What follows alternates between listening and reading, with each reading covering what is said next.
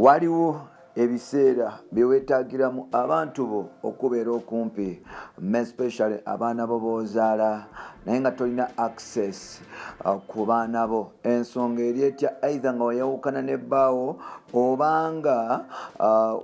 obanga wayawukana ne mukyalawo, nga either bbaawo yalina omwana tasobola mukuwa, obanga mukyalawo yalina omwana tosobola kuba nti omufuna. Now sajja wange Musuuza yabadde ne Amao Musuuza nga bali eswaga, yabadde ne Maya Musuuza nga bali eswaga mpola mpola, naye kyamulumye nnyo, yafunye nnyo ennyike ku mutima nga muwalawe amanyikiddwa nga Amao Musuuza ngono yamuzaala mu Rema taliiwo.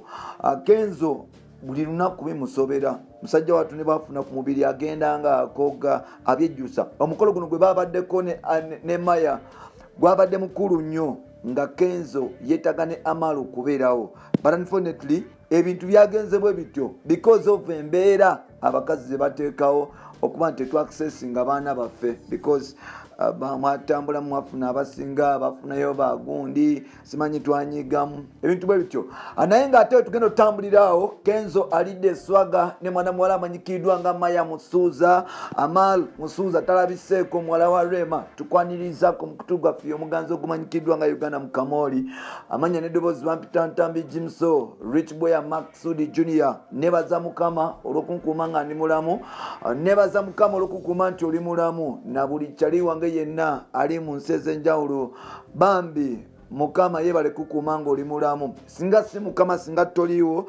N'olwekyo ngenda kusaba osabayo akadakika seconds emu bbiri omugambe ekigambo kino: weebale kunkuuma, oli wa kitiibwa, oli wa muwendo. Amiina. Weebale kunkuuma, oli wa kitiibwa, oli wa muwendo. Omukutu guli gumu, Uganda Mukamoli, bampita Ntambi Jimson. Now Kenzo yasobodde okuba nti oba oliawo akola ebyetaagisa byonna okufuna kamera zonna, era sawa zino bw'ogenda mu site buli omu ayogera ku Kenzo. Ensonga yaki, wabaddewo omukolo gwa manager amanyikiddwa nga Homza Beta nga awedinga mukyala we amanyikiddwa nga Linda Pinky mpola mpola. Omukolo guno gwabadde mu site Kampala era nga gwasombodde abawanvu n'abampi.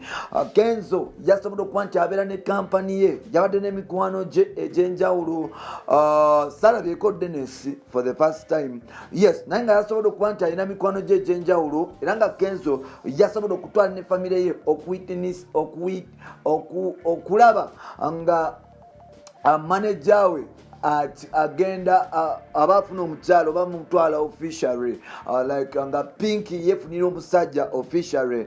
Kenzo yasobodde okuba nti awaayo byawaayo, nkugambye ekyapa yakitaddeyo nga kiriko acres 5 ez'ettaka, ennyumba n'ekyapa kyayo, emotoka ne kadi yayo, okugatta n'ente nnamba n'akasente akakalu. Wano nno Kenzo yasobodde okuba nti agenda ku mukolo guno ne mwana muwala amanyikiddwa nga Amal Musuuza.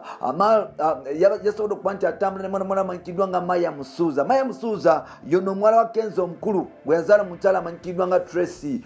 Yes, mpola mpola, yono muwala wa Kenzo omukulu gwe yazaala mu Tracy mpola mpola. Now everyone was asking, where is Amal Musuuza? Jukira Martin Beta yali taanu nnyo wa Rema, nga Rema atera nnyo okuba nti oba oliawo banyumyanyumyamu mu nsonga ez'ekikulu, ng'amugumya ng'agamba you will win one day.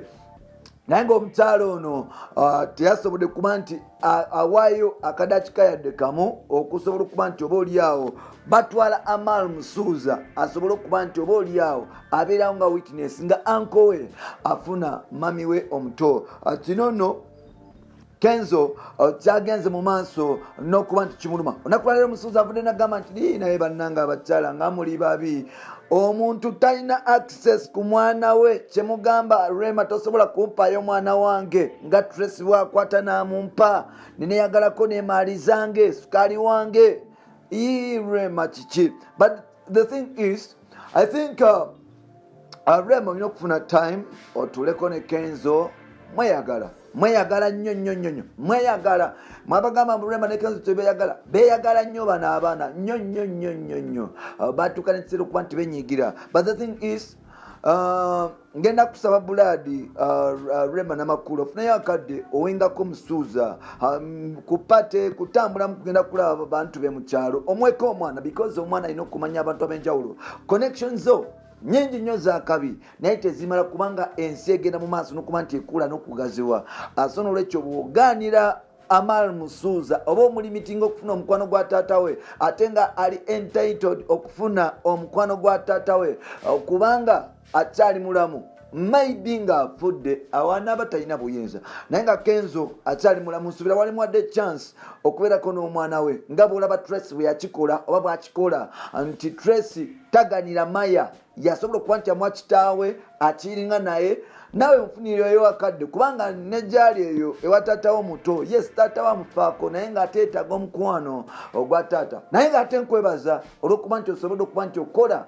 mu Amal omulimu ogw'enjawulo tugenda kufuna superstar Uganda gwetalabangako mu myaka egijjaawo mbagamba tugenda kufuna superstar Uganda gwetalabangako mu myaka egijjaawo nti in that ebiseera ebisinga Amal Musuuza abeera ne mami we nga bakola mu vocal training bakola obuloboozi babeera ki so nolwekyo I think you have a reason to stick with your babe, with your lady, but still her father still yet got time, like yet got time okuba nti abeerako naye mu bintu ebimu especially important functions oba functions ez'ettabu ez'akabi olina okumumuwaako kubanga nalabye Kenzo ng'anyiridde ne Maya Musuuza muganda wange ng'akaana kalinga akanyalwala. By the way, Kenzo, I've come to realize Kenzo munyalwanda ebyaddala. I've seen like nalabye Amal Musuuza, nalabye Maya ng'akaana kalina obuyindo bwa kanyalwanda ng'akaana kalungi nnyo ebiyitiridde ate bulaba ku muwala wa Rema. Oh my God, Kenzo yazaala abaana abalungi. Bampita Ntambi Kimso, Rich Boya, Maxudi Junior. Webale kuba nti otambula nange katwegeeko mu next episode blood. Siba wano beerawo mpola mpola gamba amina olwo nno nkusange ng'okyali mulamu. Bye bye.